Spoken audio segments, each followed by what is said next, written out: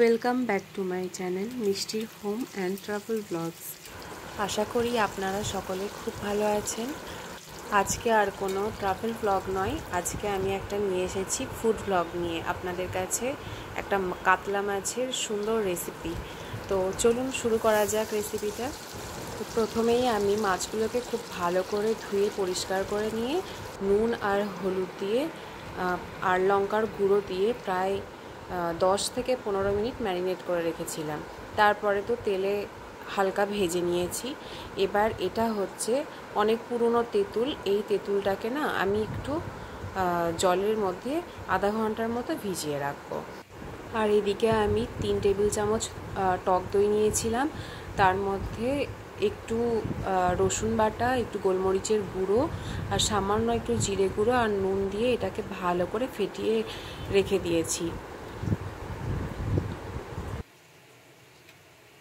আমার এদিকে মাছ ভাজা কমপ্লিট, এই যে হালকা গোল্ডেন কালার করে ভেজে নিয়েছি। এবার কড়াইয়ের মধ্যে সর্ষের তেল গরম করে তার মধ্যে 5 ফোড়নের ফোড়ন দিয়ে দিলাম। 5 ফোড়নের ফোড়ন দেওয়ার পরে ফ্লেমটা অফ করে দিলে তারপরে যদি 5 ফোড়নটা তুলে ছেঁকে নেওয়া যায় তাহলে আরও খুব বেশি ভালো হয়, তাহলে পরে খাওয়ার সময় মুখে লাগে না। এবার এর মধ্যে শুকনো লঙ্কা দিয়ে দিলাম। আর এইদিকে আমি একটু পেঁয়াজ বেটে রেখেছিলাম, তো এই পেঁয়াজ বাটার এই 2 চা চামচ মতো তেলের মধ্যে আমি দিয়ে হালকা ভাজা ভাজা করে নেব। পেঁয়াজটা খুব বেশি ভাজা ভাজা করব না, ওই পেঁয়াজের হালকা কাঁচা গন্ধটা চলে গেলেই হবে। এবার এর মধ্যে ওই যে দইয়ের সাথে মশলাগুলো ফেটিয়ে রেখেছিলাম সেই মশলাটা দিয়ে দিলাম। এবার এটার মধ্যে একটু জল দিয়ে ওই গোলা জলটা দইয়ের মধ্যে এই জলটা অ্যাড করে দিলাম। এবার মিডিয়াম ফ্লেমের মধ্যে রেখে মশলাটা খুব ভালোভাবে কষে নেব যতক্ষণ না তেল ছেড়ে বেরিয়ে যাচ্ছে।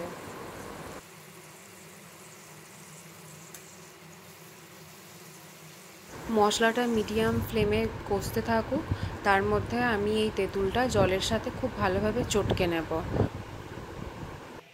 তেঁতুলটা জলের সাথে খুব ভালোভাবে আমি এখানে চটকে নিয়েছি।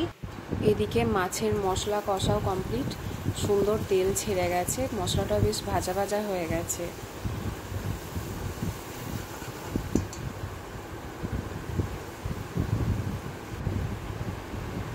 এবার এর মধ্যে ওই ভাজা কাতলা মাছগুলো দিয়ে দিলাম, দিয়ে খুব আলতো হাতে খুব সাবধানে, যাতে মাছটা ভেঙে না যায়, সুন্দর করে মাছের সাথে মশলাগুলোকে আমি মেখে নেব। খুব সাবধানে করতে হবে, না হলে মাছ ভেঙে যাবে।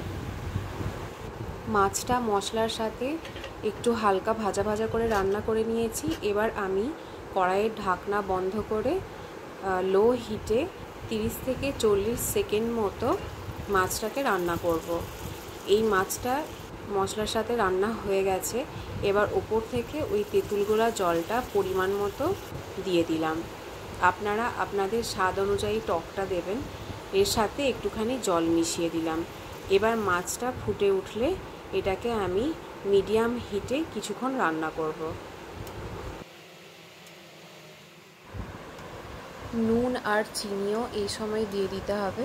নুন আর চিনির ব্যালেন্সটা আপনারা ঠিক করে নেবেন আপনাদের নিজস্ব স্বাদ অনুযায়ী। খুব হালকা হাতে মাছগুলো নাড়াতে হবে, না হলে মাছ ভেঙে যাবে। এবার ঢাকনা বন্ধ করে মিডিয়াম হিটে আমি কিছুক্ষণ বয়েল করব, যতক্ষণ না মাছটা ভালো মতো রান্না হয়ে যাচ্ছে। ওপর থেকে একটু কাঁচা লঙ্কা দিয়ে দিলাম।